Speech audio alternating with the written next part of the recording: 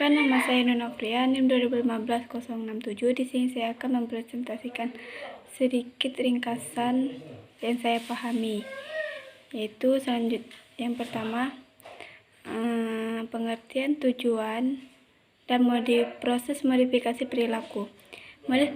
Modifikasi perilaku merupakan upaya, proses, atau tindakan untuk mengubah perilaku dengan menerapkan prinsip-prinsip belajar yang teruji secara sistematis untuk mengubah perilaku maladaptif menjadi perilaku adaptif.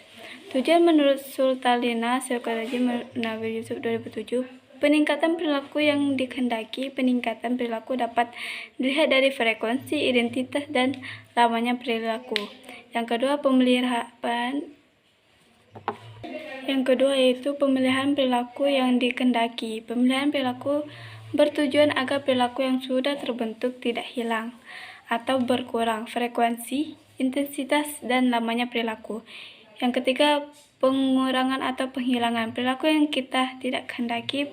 Pengurangan atau penghilangan perilaku dimaksudkan agar perilaku yang tidak kita hendaki dapat dihilangkan atau dikurangi.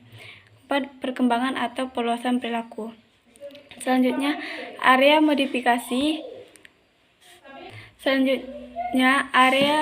aplikasi modifikasi perilaku dalam berbagai bidang, termasuk kemungkinan penggunaan media teknologi informasi atau IT dalam program modifikasi perilaku. Penggunaan media teknologi informasi dalam program modifikasi perilaku dapat dilakukan proses intervensi sudah terlihat bahwa perilaku kecenderungan gadget pada subjek sudah mulai berkurang dan dapat dibatasi. Selanjutnya yaitu teori reinforcement dan punishment. Sebenarnya ingin memberikan penguatan, diantaranya ialah memberikan stimulus tidak disukai atau hukuman. Prinsip dasar hukuman adalah menurunkan perilaku yang tidak dapat atau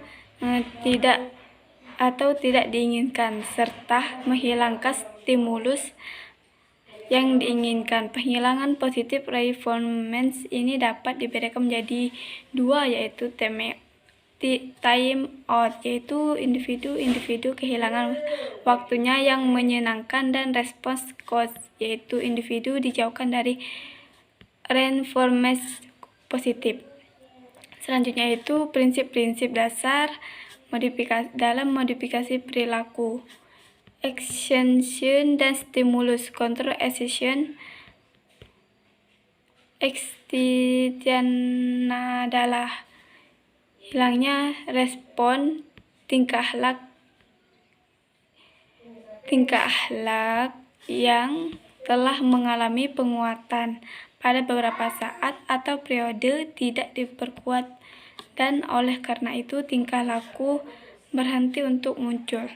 Stimulus kontrol atau gain relation discrimination. Stimulus kontrol adalah sebuah fenomena yang terjadi ketika seorang berperilaku tentu karena adanya stimulus yang diberikan dan berperilaku berbeda ketika stimulus tersebut tidak ada. Stimulus apapun yang mau memodifikasi perilaku tersebut diskriminatif atau stimulus. Selanjutnya, samping dan token ekonomi. Samping merupakan pembentukan perilaku baru dengan cara memberi penguat secara sistematik atau bertahap. Samping diterapkan secara bertahap karena perilaku memiliki tingkatan kejadian, sehingga tidak mungkin untuk meningkatkan atau membentuk suatu perilaku seseorang individu hanya dengan menunggu sampai perilaku target terjadi dan kemudian baru diberi penguat. Token ekonomi ini merupakan sebuah wujud modifikasi perilaku yang dirancang untuk meningkatkan perilaku yang diinginkan dan mengurangi perilaku yang tidak diinginkan dengan pemakaian token atau tanda-tanda. Yang kedua itu metode token ekonomi dinilai untuk meningkatkan perilaku yang diinginkan dan mengurangi perilaku yang tidak diinginkan. Yang ketiga, token ekonomi dapat meningkatkan perilaku kedisiplinan anak usia dini dalam melakukan kegiatan sehari-hari berada di sekolah. Selanjutnya itu konsep relaksasi, flooding, dan disentasi in vivo dalam modifikasi perilaku. Relaksasi merupakan upaya sejenak untuk merupakan kecemasan dan mengistirahatkan pikiran dengan cara menyalurkan kelebihan energi atau ketegangan psikis melalui sesuatu kegiatan yang menyenangkan. Sedangkan flooding adalah membanjiri konseling dengan situasi penyebab kecemasan atau tingkah laku dikehendaki sampai konseling bahwa kecemasan tidak terjadi. Pembelajaran harus dilakukan berhati-hati karena mungkin akan terjadi reaksi emosi yang sangat tinggi. Pembelajaran sesuai untuk menangani kasus kecemasan. Yang terakhir, desensitisasi in vivo merupakan teknik yang memfokuskan pada pemberian bantuan untuk memberikan ketenangan dengan mengajarkan anak untuk tetap rileks meskipun dimunculkan stimulus pemicu rasa takut.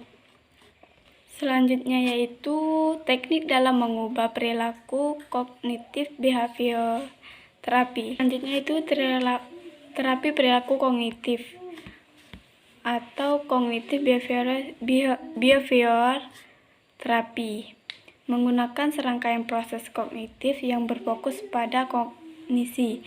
Pada faktanya terapi tersebut menggunakan gabungan paradigma kognitif dan belajar. Dan para terapis perilaku kognitif memberikan perhatian pada peristiwa dalam diri, pemikiran, persepsi, penilaian, pernyataan diri, asumsi yang tidak diucapkan atau tidak disadari, dan mempelajari serta memanipulasi proses-proses tersebut dalam upaya memahami dan mengubah perilaku bermasalah yang terlihat maupun tidak terlihat. Selanjutnya yaitu teknik dalam mengubah perilaku self-management. Self-management adalah suatu proses di mana konselor mengarahkan perubahan tingkah laku mereka sendiri dengan menggunakan satu strategi atau kombinasi strategi. Self-management atau pengelolaan diri adalah suatu strategi pengubahan perilaku yang dalam prosesnya konselor mengarahkan perubahan perilakunya sendiri dengan suatu teknik atau kombinasi teknik terapeutik, yaitu teknik dalam mengubah perilaku self-control dan teknik modifikasi perilaku self-control atau bisa disebut pengendalian diri merupakan kemampuan diri sendiri untuk menahan, menekankan, dan menghambat dorongan yang relatif negatif dalam diri guna mengubahkan perilaku terjadi lebih baik. Pengendalian tersebut dapat dengan mengurangi perilaku yang lama atau bahkan menciptakan perilaku yang baru. Selanjutnya itu implementasi modifikasi perilaku dalam lingkup kehidupan. Keterampilan sosial ini dapat dibentuk pada anak-anak dan yang paling berperan dalam proses pembentukan keterampilan ini adalah keluarga.